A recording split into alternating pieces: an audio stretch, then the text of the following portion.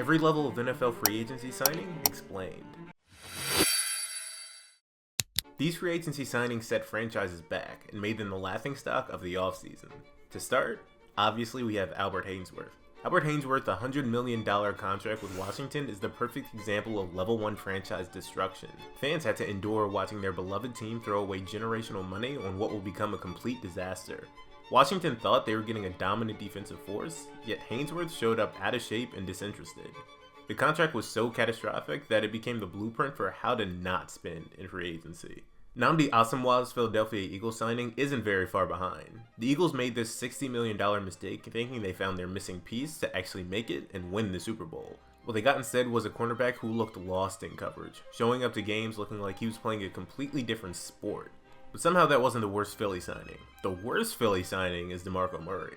What's remarkable about this signing is how they managed to take the NFL's leading rusher with 1,845 yards in Dallas to complete mediocrity in Philadelphia, looking like he was running behind a middle school offensive line. Kenny Galladay's New York Giants' $72 million investment is hilarious. He became a laughingstock of the receiving corps, and the Giants became a laughingstock of the league.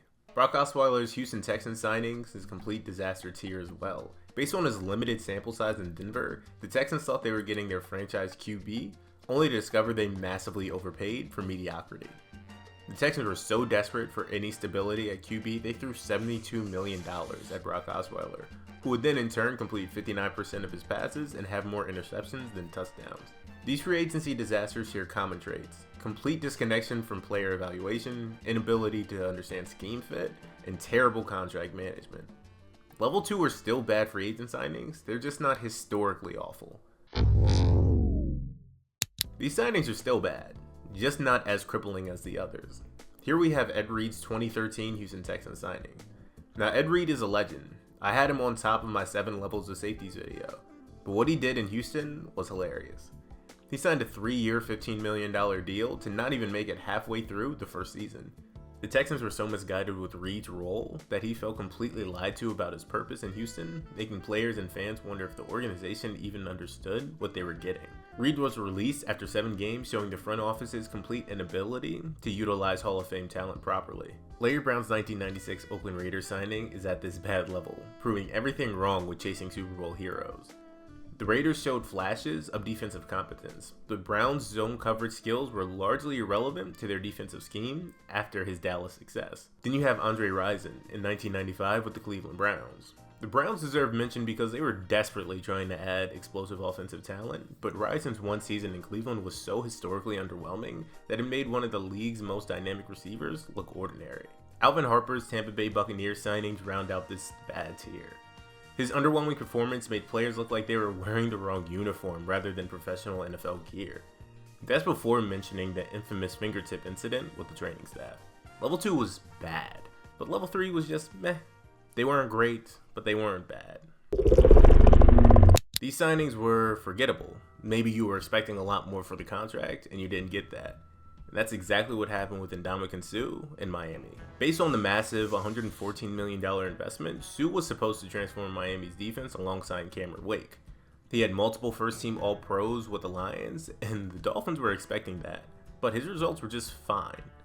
Not terrible like some franchise disaster, but not particularly inspiring either. He was a definition of safe, expensive defensive line play that neither helped nor hurt the team's Super Bowl chances in any meaningful way. Adoree Jackson's signing with the Giants sits in this meh category because while he maintained solid quarterback fundamentals with his $39 million deal, he just wasn't as impactful as the Giants secondary needed him to be.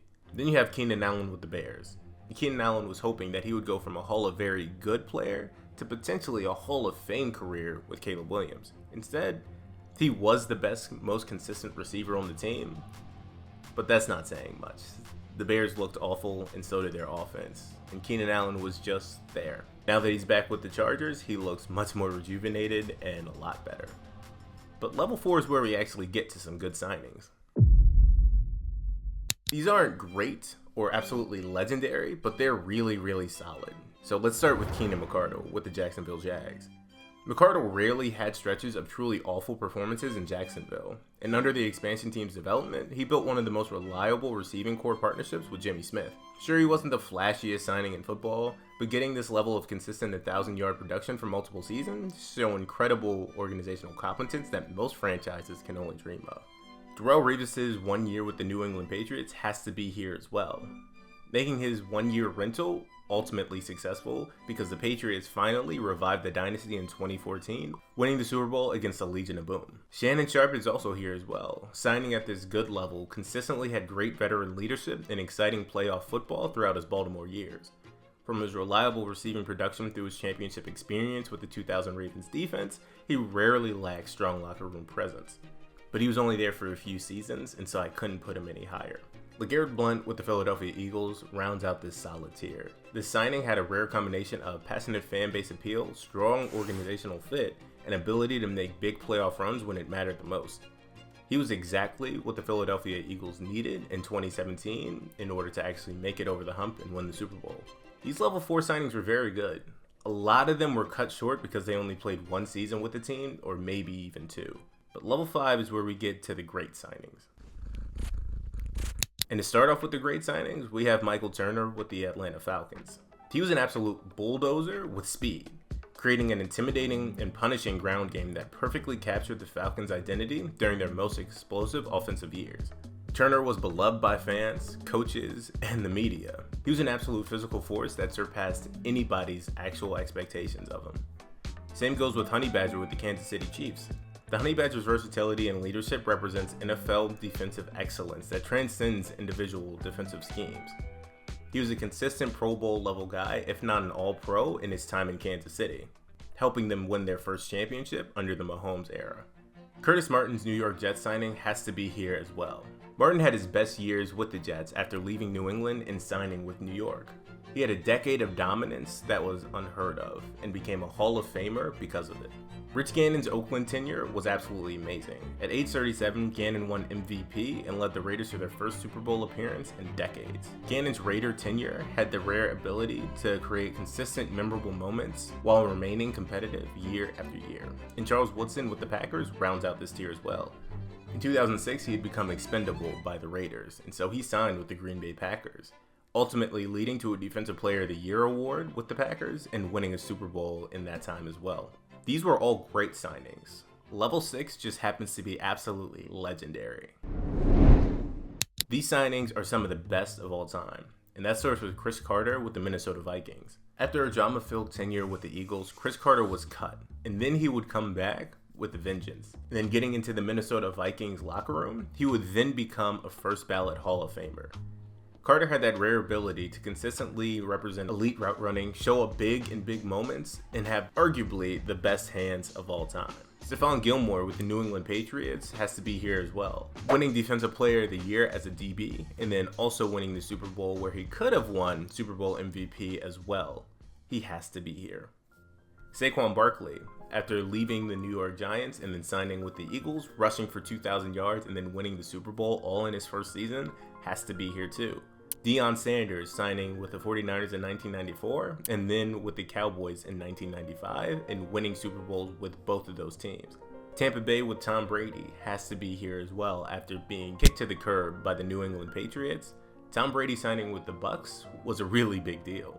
He would go on to win the Super Bowl in their first season and then make playoffs after playoffs every year after that up until he retired. These were absolutely amazing and legendary signings. They're just not the best free agent signings of all time. And that's what we have next. These are the best signings, and there are 4. Drew Brees, Kurt Warner, Peyton Manning, and Reggie White. Brees won a Super Bowl and brought hope to a devastated community from his arrival in 2006 through the magical 2009 championship season that healed the city.